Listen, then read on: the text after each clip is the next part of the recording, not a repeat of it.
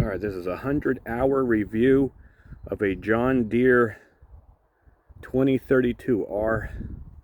I have the quick hitch here, the iMatch quick hitch here in the back. Makes it easy to add the rear.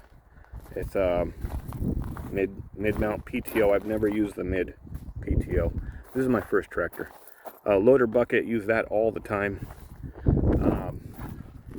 Let's go over some of the attachments that we have. There's the dogs. All right, guys, get out the way. All right, so attachments.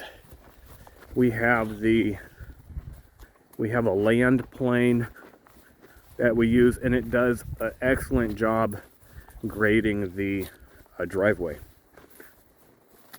Excellent job. It is a 5-foot wide land plane. Rankin, beautiful job. Super easy to keep the driveway nice and smooth. We have a 5-foot rotary cutter, Frontier. Works great, except I hooked it up wrong to begin with when I first got it, and it was rubbing here and breaking this.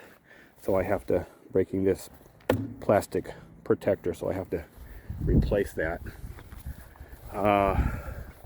Set of forks for the front here.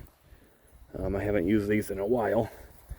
Grapple, a root grapple here. I cover it up so the dogs don't chew on the hydraulics. They were getting hold of them before.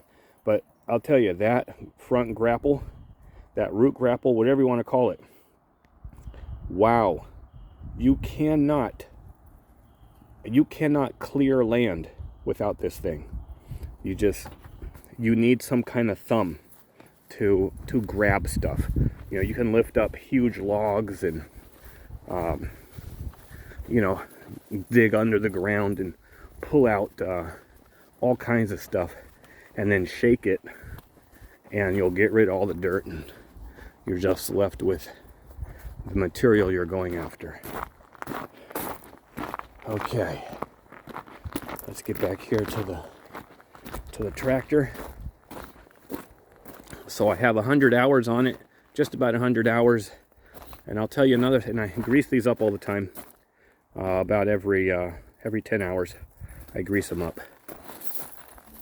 I did dent up this front grille a little bit right here. But I'll tell you what, if you are clearing 10 acres of land with trees and brush and logs, and you're picking up piles of sticks with the grapple and taking the tractor and pushing it into piles of debris, you are going to dent up the front of your tractor. It's just going to happen.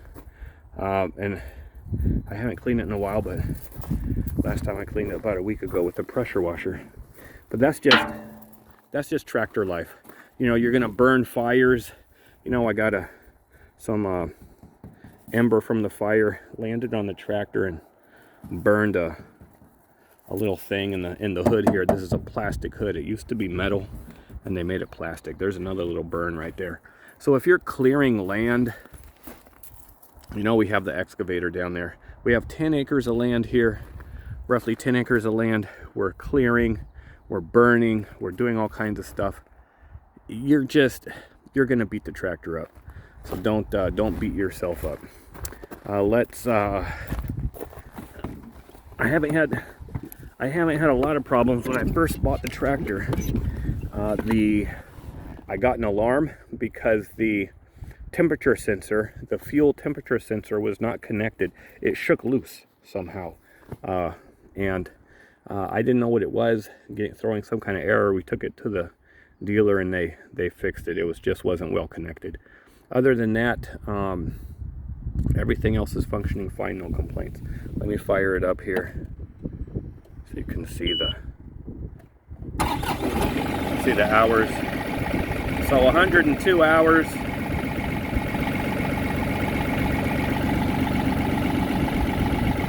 Right now my soot 60%, exhaust filter 3%. It just did some kind of regen. The only thing I would say about this tractor is just keep the particulate filter cleaner on all the time, and always operate it at 2500 RPM.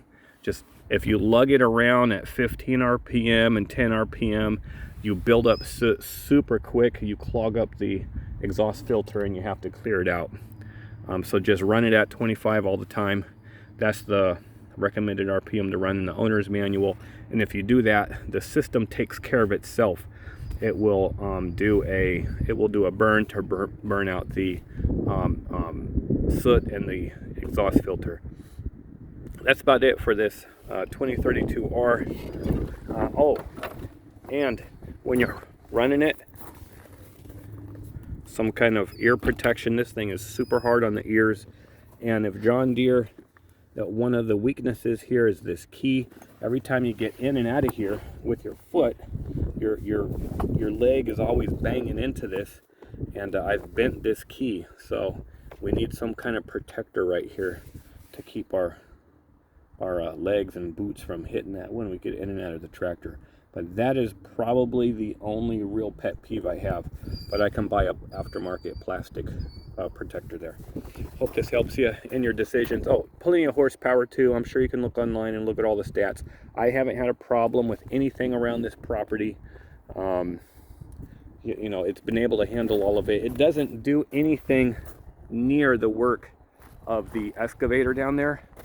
That excavator is, you know, 85 horsepower or so. It's a Komatsu 120, a PC 120-6. I use the excavator for all the big work, and then I use the tractor for all the finish work. But 100 hours, we've really beat this thing up, but it's definitely paying for itself. Hope this helps you in your decision making. I really don't see any difference between this and a 2032, a 2038 are a couple extra horsepower, but then you know you have to deal with a turbo diesel and all that stuff. This is natural aspiration, a little more simple. The gas, it barely uses any diesel, so which is great, because when I run that excavator, I'm using 4 gallons an hour, something like that. And with gas prices the way they are, forget about it. I can run this thing all day, well, 2 days non-stop on on 1 tank of gas. So, you know, it probably burns about, I don't know, probably a half gallon an hour, somewhere around there. Hope this helps, and yeah, we'll keep you updated on things around here. Bye.